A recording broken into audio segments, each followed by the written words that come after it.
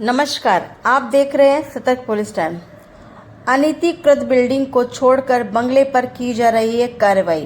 Dahisar BMC की अपनी मनमानी या किसी के इशारे पर मानसून में ऑरेंज अलर्ट होने पर बिना नोटिस दिए शीतल कॉम्प्लेक्स हिना बंगला एसवी रोड दहिसर पूर्व में बंगले पर तोड़क कार्रवाई की गई। आइए जानते हैं घर के मालिक से पूरी जानकारी।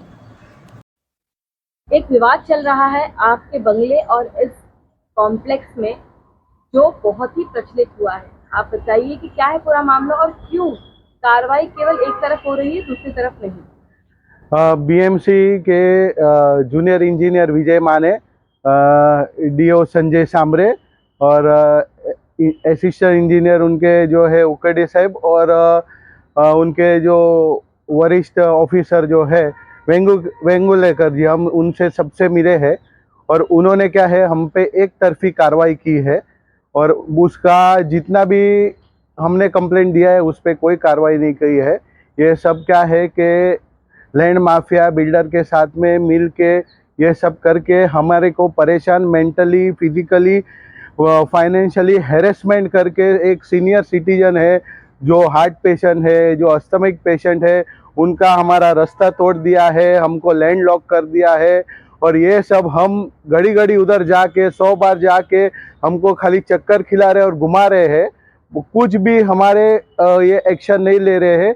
हमारे पास में ये जो है ये 3 बार उन्होंने ये बिल्डिंग के ऊपर नोटिस निकाला है।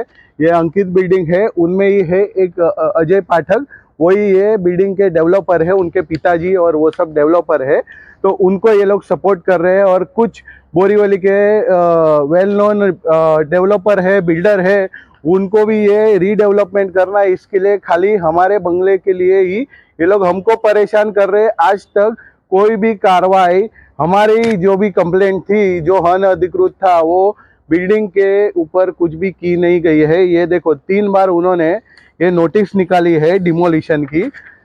बीएमसी इतना असक्षम है कि वो 3 बार, इतना एक साल में एक भी बार डिमोलिशन नहीं करता है।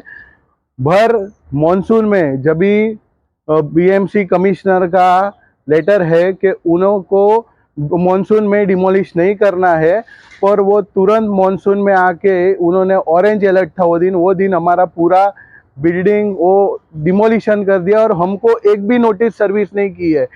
ये इनकी सब चालसाजी है और जिसने कंप्लेंट की है उसके पिताजी के पास में ही साइन लेके और हमारी डिमोलिशन करते हैं। हमारे बिल्डिंग में, हमारे बंगलों में 3 बार आ चुके हैं, पर बिल्डिंग में आने के लिए उनके पास टाइम नहीं है और ये अभी टाइम वेस्ट करना है उनको कि उनका डिमोलिशन बच जावे। तो आपका सीधा सीधा आरोप ये है कि यहाँ पे भू माफिया अपना खेल खेल रहे हैं रीडेवलपमेंट के नाम पे। हाँ, एग्जैक्टली, क्योंकि अभी इतना इनलीगल है, अनधिकृत है। जब भी जूनियर इंजीनियर विजय माने जी इधर आते हैं तो ऐसा नहीं है कि खाली मेरा बंगलों का ही उनको सर्वे करना है। उनके पास में प्लॉट 970 का जो है उनके पास में पूरा प्लान था, तो वो हिसाब से डिमोलिशन खाली मेरा क्यों हुआ, मुझे वो पूछना है।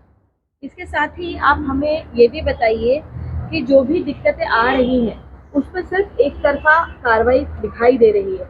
आपने junior engineer, assistant engineer, assistant commissioner तक गुहार लगाई है, लेकिन आपकी सुनवाई क्यों नहीं हो रही है?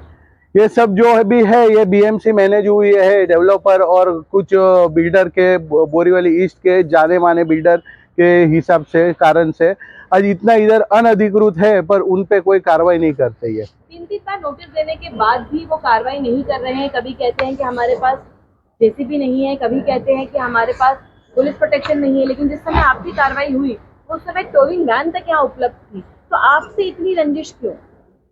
क्योंकि अभी रीडेवलपमेंट के लिए उनको अभी हमारा बंगलो प्रॉब्लम हो रहा है, इसके लिए ये सब कर रहे हैं। तो आप इस रीडेवलपमेंट का हिस्सा नहीं बनना चाहते? हम बनना चाहते हैं, पर ये बात नहीं होती है ना कि एक सीनियर का घर आके आप तोड़ दो और बाद में आप परेशान करके मेंटली हमको बोलते हैं ना, ये लैंड ग्रैबिंग के मामले है।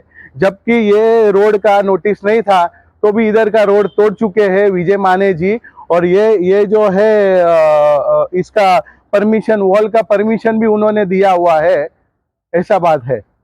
ये जो लैंड आपके पीछे जो दिख रही है, ये गवर्नमेंट की जगह है, बीएमसी की जगह है, यहाँ गार्डन बनना चाहिए, जिस पर एंक्रोचमेंट कर रखा है। अंकित बिल्डिंग ने रास्ता बना रखा है। ये प्राइवेट प्रॉपर्टी है और ये सब है वो जो आरजी का पार्ट है। और ये जो है ये 30 फुट रोड बनाया हुआ है। जब भी हमारा ये तोड़ना है तभी वो विजय माने जी को ये सब दिखा रही। हमने कंप्लेंट डीएमसी मैडम भागत मैडम को भी दी। आपने बीएमसी पे इतना बड़ा आरोप लगाया है कि ऑरेंज अलर्ट के दिन भी आके आपके बंगले की कार्रवाई हुई, लेकिन इनको 3 नोटिस इशू हुआ है, उस पर कार्रवाई नहीं हुई, तो आप क्या करें? हाँ, डीएमसी मैडम के पास में हमारी मीटिंग हुई थी, बात हुई थी और जूनियर इंजीनियर विजय माने, संजय सामरे जी, वेंगुलेकर जी, सबको बताया गया था और लिखित में दिया हुआ है कि आपको उन पे कार्रवाई करनी है और जितना वो बिल्डिंग का अनधिकृत है उनका तोड़ देना है। पर अभी हमने देखा है उन्होंने 3 बार नोटिस निकाली है डिमोलिशन की। एक बार बोलती है हमारे पास जेसीबी नहीं है, वो है 8/12/2023 को निकाली है।